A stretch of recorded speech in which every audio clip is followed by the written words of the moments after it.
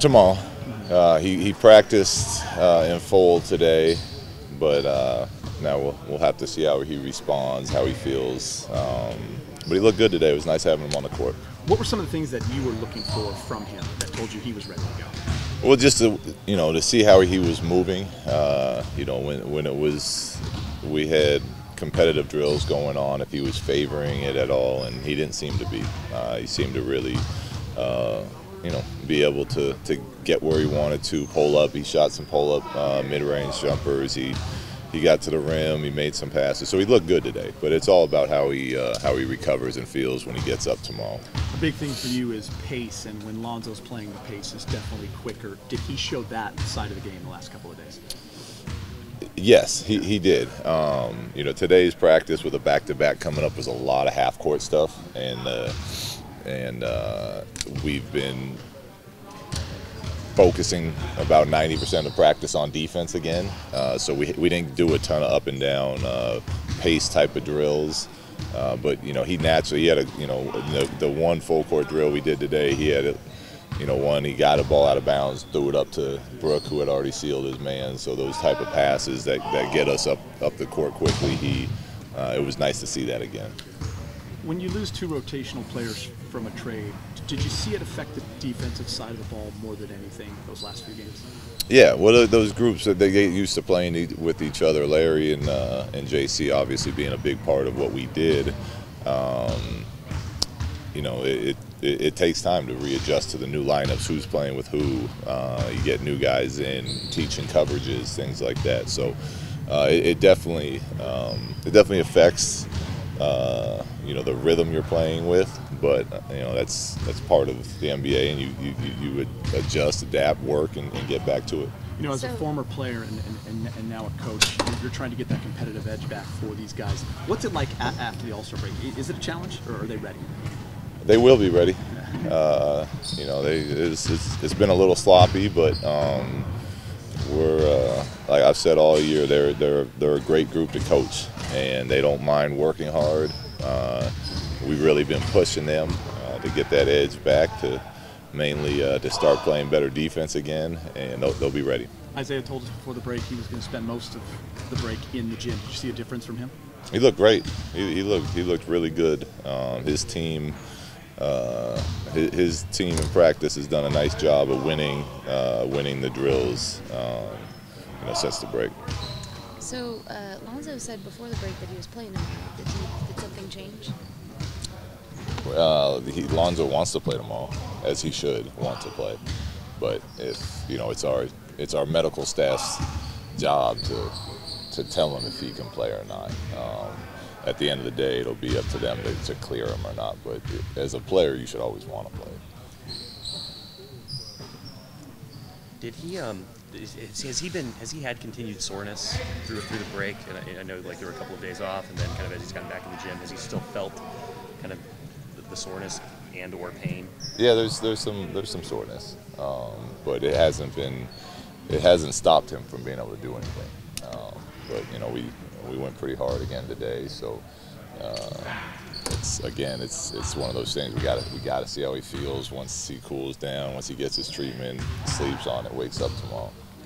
What did you guys do yesterday? What did we do yesterday?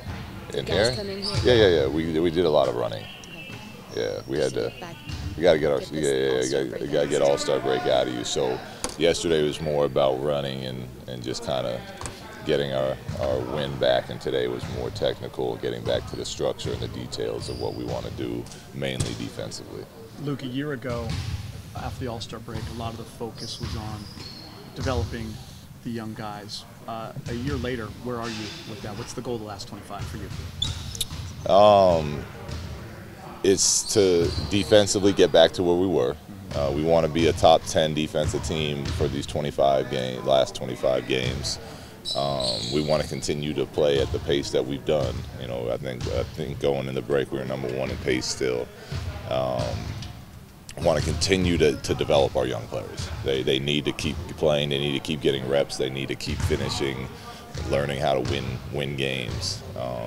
So there's a lot of little goals we have that we talk about, but the main ones are our defense, our pace offensively, and then continuing to give some of these young guys opportunities to grow, knowing that we're really going to need them in the future. When you got back from your time off and started sort of looking over what had been happening lately, are there any common themes you saw in what's been breaking down with the defense?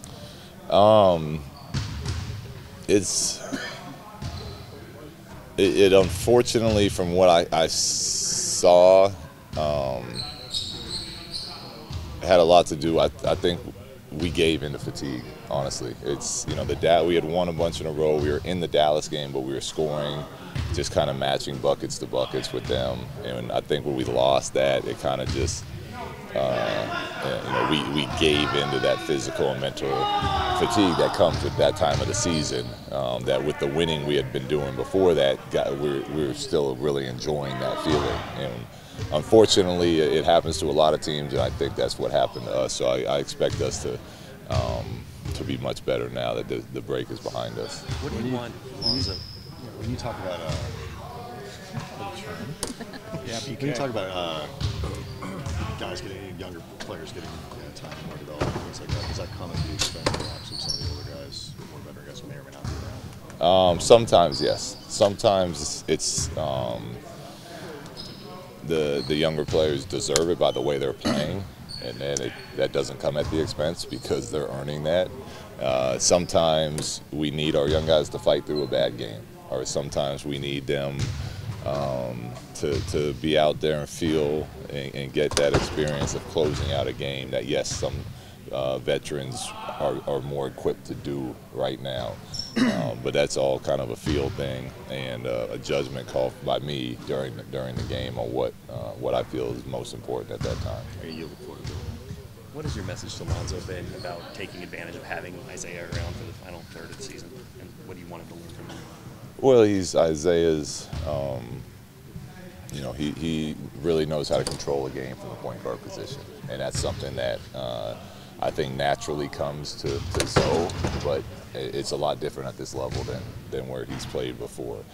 And I think just by being around him and picking his brain about what to look for and pick and rolls and what to look for when he's getting downhill and all these type of things, how to talk to your players as from the point guard position. You're kind of the coach and the leader from the court, are all things that I think being around Isaiah will really help Zoe with. How do you want him to spend his time? Like they're together now. I mean, do you want him to spend time together? I do, but I don't mandate. I don't tell Isaiah and so you guys have to go shoot at the same basket together. They're in the same cabin. Yeah, no, they're not. They got their own rooms still on the road, and whether they go to dinner or not together is going to be up to them. So it's hopefully that it's a bond that they build from playing the same position, and Zoe can learn from it. Does it matter? How much does it matter that they don't play the same way? I mean, they're very different types of point guards. Is that helpful or less helpful? Well, there's pros and cons with it, right? It's some of the pros are that you get to see how the point, because Isaiah plays the point guard very effectively, his way of playing it, and he can pick his brain and see what that's like. Pick and choose things that he wants to add to his game, and then obviously if it were a player that played it the same way as Zoe, he'd be able to ask some questions about how he plays it. But there's always stuff to learn, from no matter if they play the position the same way or not.